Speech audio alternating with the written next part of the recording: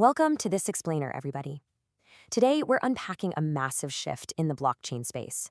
We're talking about the transition of InterLink from a community mining network into a fully operational mainnet. This is literally the moment where verified human nodes start receiving native tokens, and the whole ecosystem officially wakes up. Let's get right into it. Here is our quick roadmap for today. Number 1, the Seoul mainnet is live. 2, Proof of Personhood explained. 3, staking ITLG for ITL. 4, immediate steps for linkers. And finally, 5, building real-world utility. All right, Section 1, the Seoul mainnet is live. Chapter 1, the private sandbox.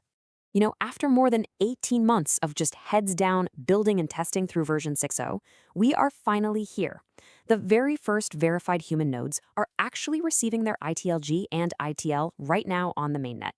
And by keeping the supply exclusively with verified humans during this private phase, the network is methodically and safely preparing for its wider global expansion. Now think about standard crypto launches for a second. They're so often plagued by massive venture capitalist dumps and just relentless bot farming, right? Well, InterLink takes the exact opposite approach. We're talking zero VC dumps and absolutely no public token sale. This is a true community-first sandbox, designed purely to test security and onboard real businesses, without all that typical market noise. Moving right along to Section 2, Proof of Personhood explained, the human node advantage. So at the very core of InterLink is Proof of Personhood. It's a system powered by biometric AI verification to create a completely bot-resistant network.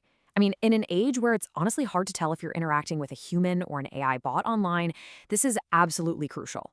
InterLink ensures the network is driven by real people who hold real ownership.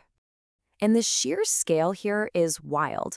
Over 9 million verified users. Because every single user passes that biometric verification, Sybil attacks are mathematically eliminated. There's no way for fake accounts to farm rewards. It's just verified real human beings. Up next is Section 3, Staking ITLG for ITL, designed differently. Okay, as a human node, you can now stake ITLG to earn ITL, which is the ecosystem's core token. But here's the real game changer. Staking is actually designed to protect you. Your ITLG stays entirely yours. It is never locked away or paired away in some risky liquidity pool. Only the newly earned ITL is subject to vesting. Also keep in mind you get much better reward ratios for longer commitments, and each ITLG can only be staked once. So you'll definitely want to plan your strategy wisely. Basically, what this all means is that this isn't just a stake it and forget it kind of deal. Strategy matters heavily here.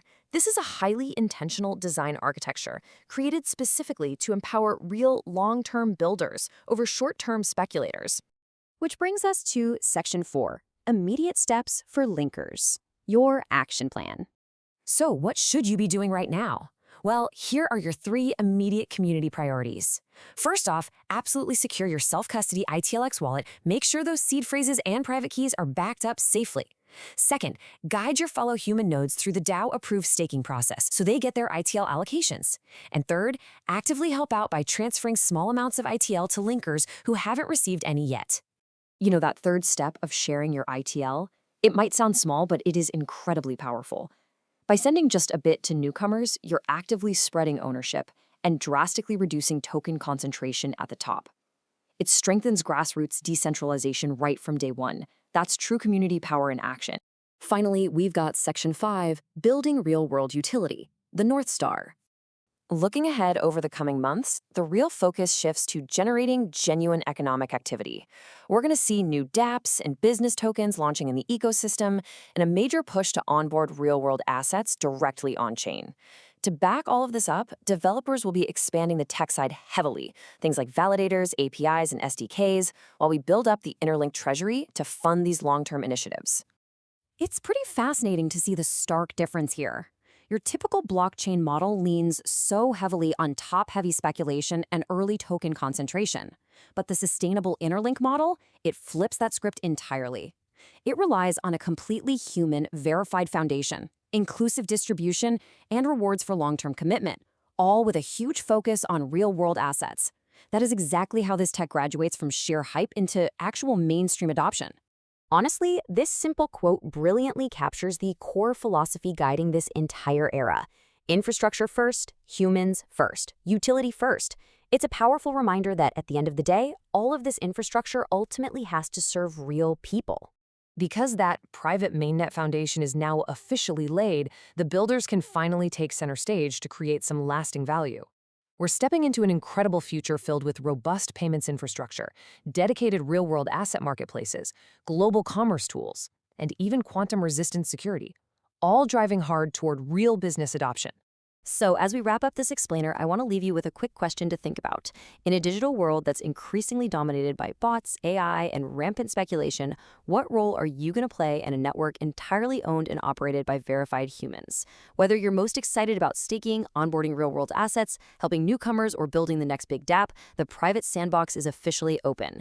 Thanks so much for learning with me today.